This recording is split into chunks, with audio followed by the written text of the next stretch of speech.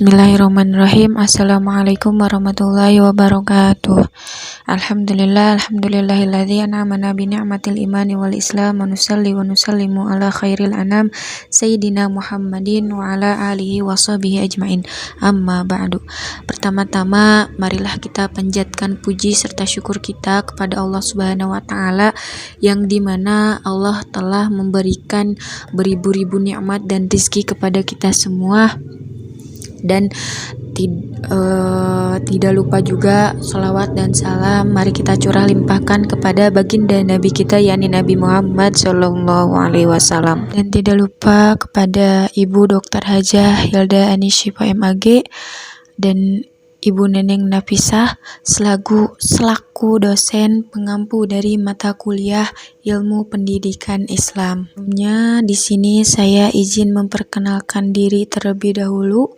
Saya Siti Huzaimah dengan NIM 24062121032. Saya dari semester 3 dari kelas B PAI. Di sini saya dari kelompok 2 yang akan mempresentasikan tentang paradigma pendidikan Islam. Sebelum kita mengetahui apa itu paradigma pendidikan Islam, kita juga harus mengetahui terlebih dahulu apa itu paradigma. Nah, di sini ada menurut Kamus Besar Bahasa Indonesia atau KBBI. Paradigma adalah model dalam teori ilmu pengetahuan. Tak hanya itu saja, dalam percakapan sehari-hari, istilah paradigma adalah berpikir. Adapun menurut Egon G. Guba, menurutnya, paradigma adalah sekumpulan keyakinan dasar yang membimbing tindakan manusia dalam kehidupannya. Nah, di sini ada menurut Thomas Kuhn, merupakan orang yang pertama kali memperkenalkan istilah paradigma ini, yang dimana menurutnya arti dari paradigma sendiri itu sebuah landasan berpikir, konsep dasar, dan juga landasan berpikir yang dipakai atau dianut sebagai model ataupun konsep dasar para ilmuwan dalam melakukan studinya. Nah, tentu dapat kita simpulkan bahwasanya paradigma ini suatu landasan berpikir seseorang atau konsep dasar untuk menuju apa yang mereka tuju. Selanjutnya yaitu tentang pengertian pendidikan Islam. Kita harus mengetahui dulu apa sih itu pendidikan Islam. Nah, di sini pendidikan Islam adalah proses bimbingan kepada manusia yang mencakup jasmani dan rohani yang berdasarkan pada ajaran dan dogma agama Islam agar terbentuk kepribadian yang utama menurut aturan-aturan Islam dalam kehidupannya sehingga kelak memperoleh kebahagiaan di dunia dan di akhirat. Adapun menurut Ahmad D. Marimba, pendidikan Islam adalah bimbingan jasmani dan rohani berdasarkan hukum-hukum agama Islam menuju terbentuknya kepribadian utama menurut unsur-unsur Islam. Jadi, pendidikan Islam ini salah satunya bertujuan untuk membentuk kepribadian peserta didik agar dapat mempunyai sifat yang baik, akhlakul karimah, menuju terbentuknya insan kamil atau manusia paripurna. Nah, jadi paradigma pendidikan Islam merupakan pandangan menyeluruh yang mendasari rancangan bangunan suatu sistem pendidikan.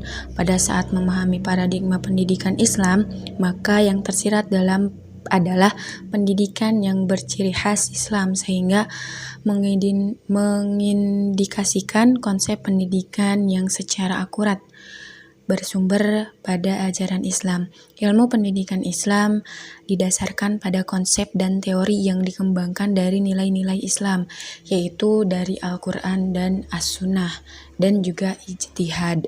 Jadi dapat disimpulkan bahwa paradigma pendidikan Islam ini yaitu landasan pemikiran konsep dasar pemikiran kita tentang pendidikan Islam ini. Bagaimana nantinya pendidikan Islam yang berdasarkan sumber-sumber dari agama Islam, yaitu dari Al-Quran, As-Sunnah, dan ijtihad para ulama. Selanjutnya ada paradigma pengembangan pendidikan Islam. Di sini ada beberapa poin. Yang pertama ada paradigma formisme, yang dimana di dalam paradigma ini aspek kehidupan dipandang dengan sangat sederhana dan kuncinya adalah dikotomi atau distrik. Nah, adapun yang kedua yaitu paradigma organisme. Paradigma organisme yaitu pendidikan Islam memandang bahwa aktivitas kependidikan merupakan suatu sistem yang terdiri atas komponen-komponen yang hidup bersama dan bekerja sama secara terpadu menuju tujuan tertentu, yaitu terwujudnya hidup yang religius atau dijiwai oleh ajaran dan nilai-nilai agama. Selanjutnya yaitu ada paradigma mekanisme. Paradigma mekanisme ini dalam kamus ilmiah disebutkan bahwa secara etimologis mekanisme berarti hal, cara berkinerjanya mesin.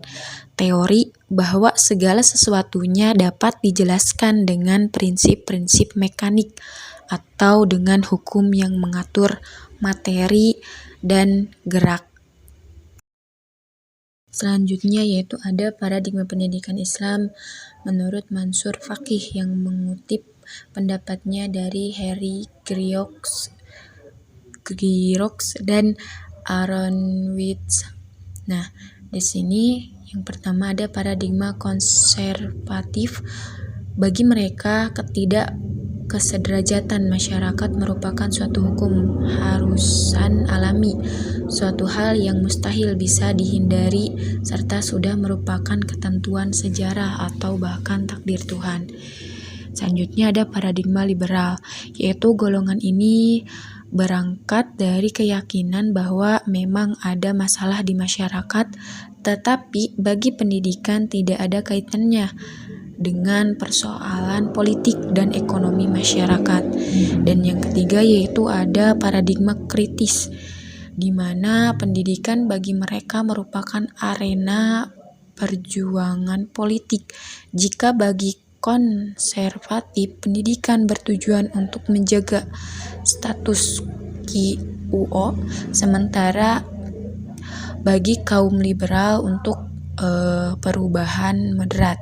Maka paradigma kritis menghendaki perubahan struktur secara fundamental dalam politik ekonomi masyarakat di mana pendidikan berada. Nah, untuk yang terakhir yaitu kesimpulan. Pendidikan Islam merupakan suatu sistem yang memungkinkan seseorang peserta didik agar dapat mengarahkan kehidupannya yang sesuai dengan aturan-aturan yang terdapat dalam ajaran umat Islam.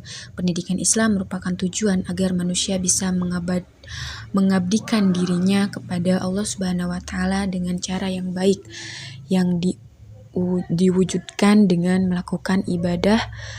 Menurut Muhaimin, secara historis dan sosiologis setidak-tidaknya telah muncul beberapa paradigma pengembangan pendidikan Islam sebagai berikut, yaitu diantaranya ada paradigma formisme, paradigma organisme, paradigma mekanisme, dan paradigma menurut Mansur Faqih.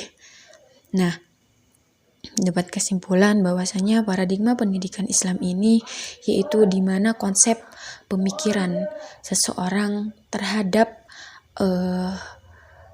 Islam gitu, pendidikan Islam. Nah, begitupun paradigma ini adalah paradigma yang ada dalam pendidikan Islam. Jadi lebih ke landasan berpikir, konsep dasar kita bagaimana mencapai tujuan dari pendidikan Islam ini. Nah, cukup sekian yang dapat saya sampaikan. Mohon maaf bila masih banyak kesalahan dari bahasa ataupun materi yang kurang karena saya juga masih dalam tahap pembelajaran. Sebelumnya terima kasih kepada dosen pengampu mata kuliah ilmu pendidikan Islam dan teman-teman yang telah menyaksikan video ini, yang semoga video ini dapat bermanfaat untuk kita semua, khususnya untuk saya sendiri. Wabillahi taufiq wal hidayah. Wassalamualaikum warahmatullahi wabarakatuh.